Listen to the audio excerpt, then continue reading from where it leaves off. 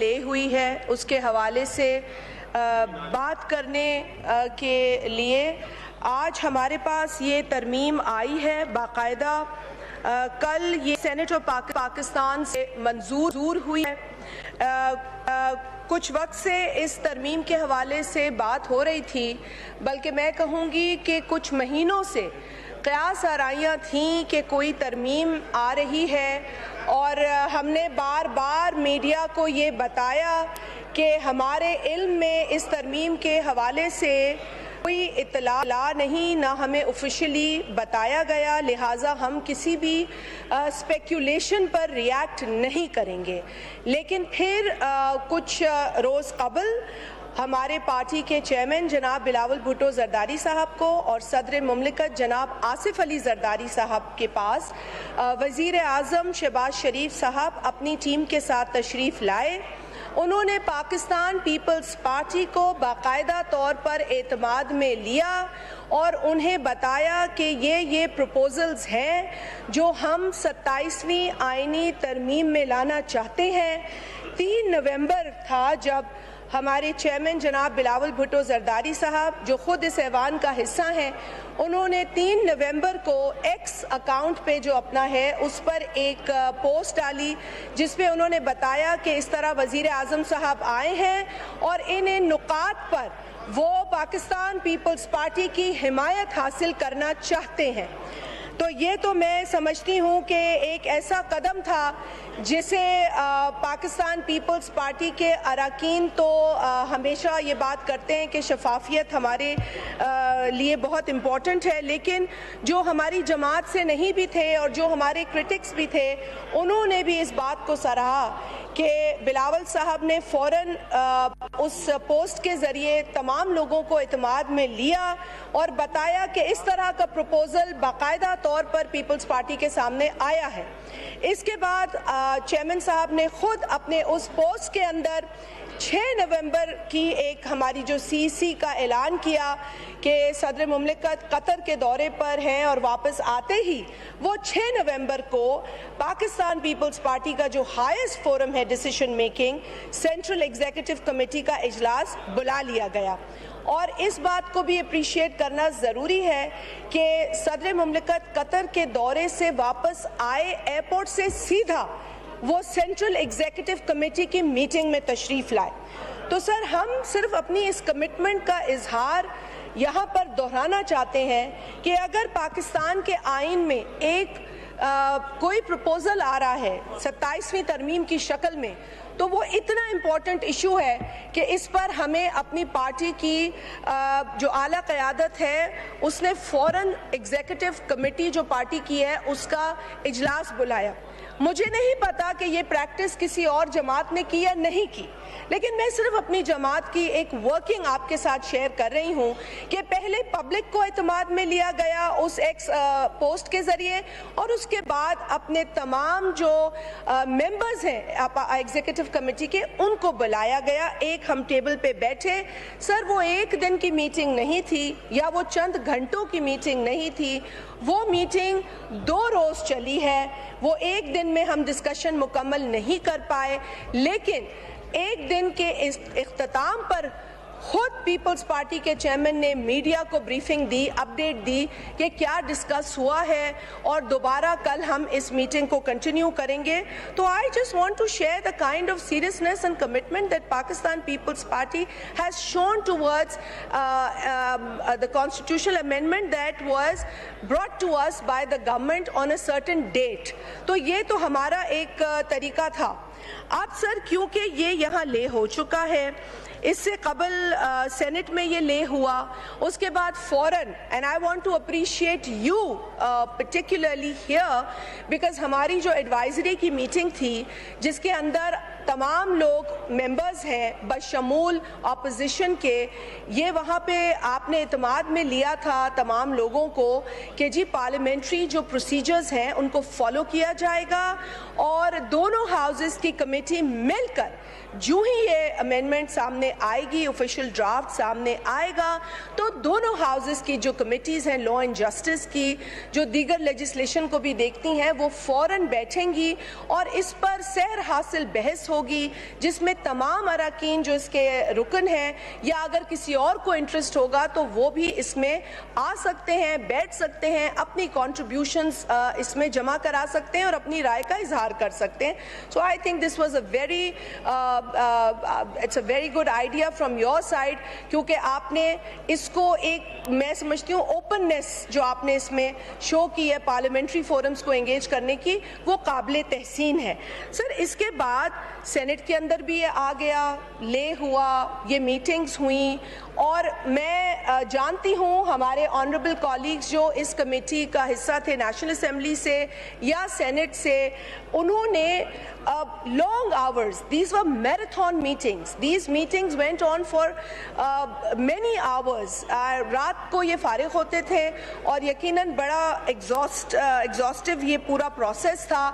اس میں back and fourth بھی ہو رہا تھا, پولیٹیکل پارٹیز کو اپنی لیڈرشپ سے بھی بات کرنی تھی, کوئی ممبر کوئی رائے دیتا تھا, کوئی جماعت کوئی رائے دیتی تھی. تو یہ ایک پروسیس تھا جو ڈیموکریٹک انوائرمنٹ میں ہی فالو ہوتا ہے. ہمارے کچھ ساتھیوں کو ان ڈیموکریٹک انوائرمنٹ میں بھی کام کرنے کی عادت ہے. مجھے یاد ہے کہ مرحوم جنرل مشرف کے سب سے بڑے حامی جو ہیں وہ اس طرف بیٹھے ہیں, ان کے ریفرینڈم میں جو پولنگ ایجنٹ سے لے کر ووٹر ہو یا کیمپین چلانا ہو وہ ان کے ذمے تھا. تو میں سمجھ سکتی ہوں کہ جمہوری پروسیسز کو یہ نہیں سمجھتے, جمہوری پروسیسز ان کے سر سے گزر جاتے ہیں. میں سمجھ سکتی ہوں کہ جب یہ یہاں ان کو جب حکومت دے دی گئی تھی, بٹھا دیا گیا تھا, اور جب ان کا اسپیکر یہاں بیٹھا تھا جن کا میں بہت ذاتی طور پہ احترام کرتی ہوں, لیکن بطور اسپیکر میرے ان کے ساتھ بہت اختلافات ہیں, کیونکہ وہ درجنوں بلز لاتے تھے اور ہر بل جو تھا اسے پڑھا نہیں جاتا تھا, صرف کہا جاتا تھا پڑھا ہوا سمجھا جائے. اب پڑھا ہوا سمجھا جائے, اگر آپ پارلیمنٹ کو اس طرح کے رولنگز دیتے ہیں تو یہ پارلیمنٹ کا استحقاق گرانے کی بات ہے.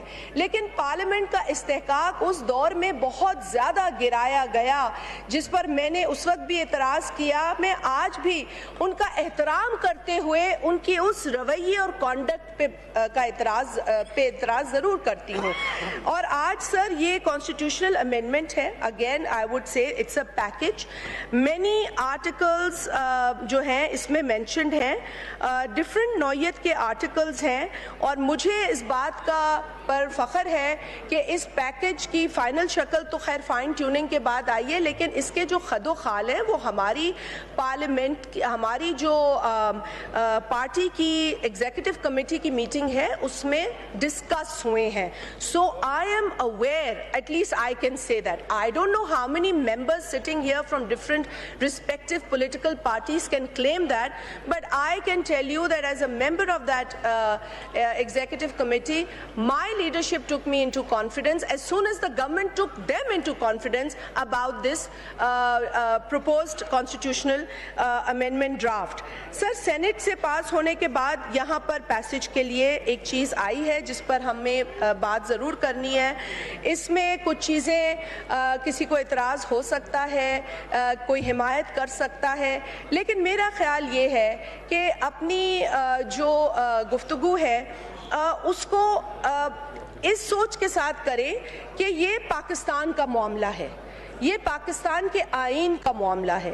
مجھے خوشی ہوئی کہ آج بتایا گیا کہ پاکستان کے اس آئین میں پریمبل میں چوزن ریپرزینٹیٹیوز کا ذکر ہے.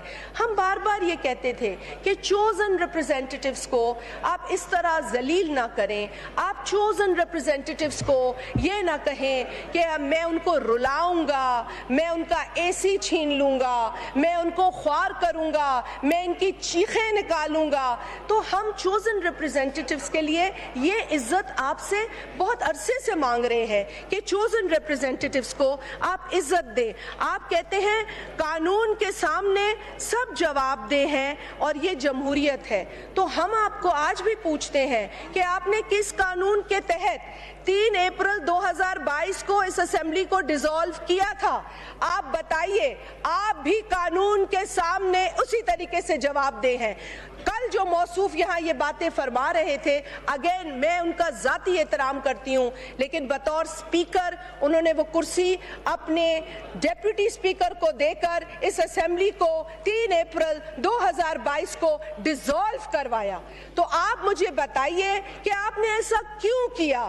آپ جواب دہ ہیں نہ صرف قانون کے آگے بلکہ پورے پاکستان کے آگے، کیونکہ پاکستان کے ووٹرز کے ووٹ سے وہ اسمبلی بنی تھی جس کو آپ نے سرہن غیر قانونی انلیگل انکانسٹیٹیوشنل طور پر آپ نے ڈیزالو کیا۔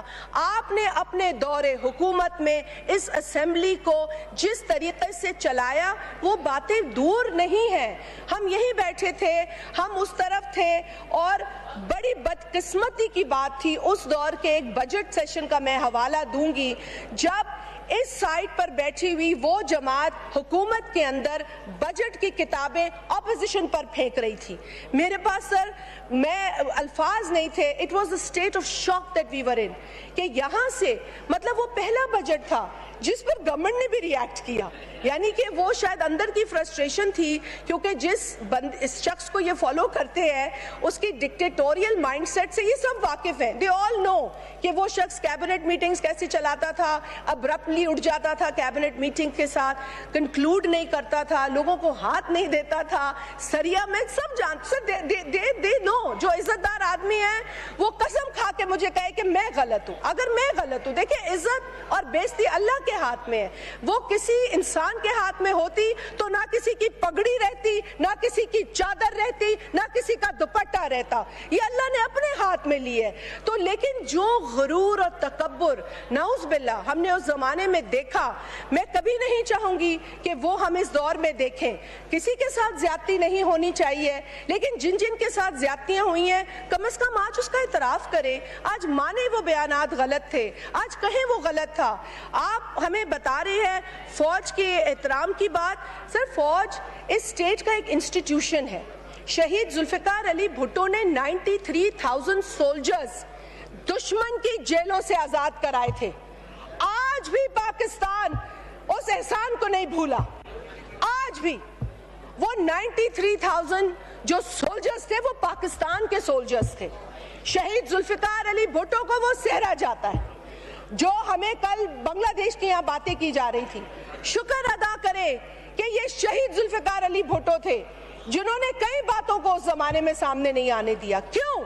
پاکستان کے لیے، پاکستان کی بقا کے لیے، پاکستان کی عزت کے لیے۔ ان کو تو 2 ٹکڑے ملک ملا تھا، انہوں نے تو اس ملک ٹوٹے پھوٹے پاکستان کا ان کو ذمہ داری سونپی گئی تھی۔ اور یہ تہمتیں جو کل لگا رہے تھے، میں ان سے کہوں گی کہ تاریخ پڑھیں، لیکن مسخ شدہ تاریخ نہ پڑھیں، صحیح تاریخ پڑھیں، ڈسٹورٹڈ ہسٹری نہ پڑھیں خدا را، کیونکہ آپ جو آج سیکھیں گے، اگر آپ نے وہ نیوٹرلٹی میں نہیں سیکھا تو آپ کل آنے والی نسلوں کا نقصان کریں گے۔ اگر آپ نے پری کنسیوڈ طریقے سے کوئی بات پڑھی یا ایک ٹاکسک طریقے سے بات کو سمجھنے کی کوشش کی تو you will always misguide the generations ahead of us. So sir, آپ کل ہی اس ایوان میں شہید ذوالفقار علی بھٹو کی سٹرگل، ان کی قربانیوں، ان کی جد و جہد کے حوالے سے ایک ریزولوشن ہمارے آنریبل کولیگز لائے، جسے اس ہاؤس نے unanimously اپروو کیا، and I want to also thank this August House۔ ہم سب جانتے ہیں اس شہید کا struggle.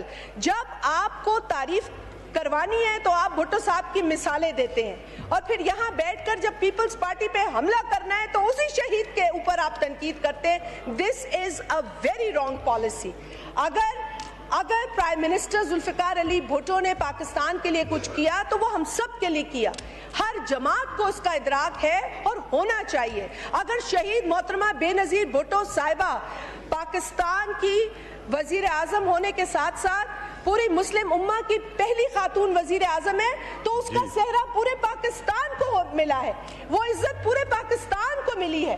She has been a global leader and she is recognized across the world۔ تو جب دنیا شہید بی بی کے اوپر فخر کرتی ہے اور آپ بطور پاکستانی آئی وڈ سے یہ ہماری بدقسمتی ہے کہ ہم نہیں سمجھ پاتے ان چیزوں کو.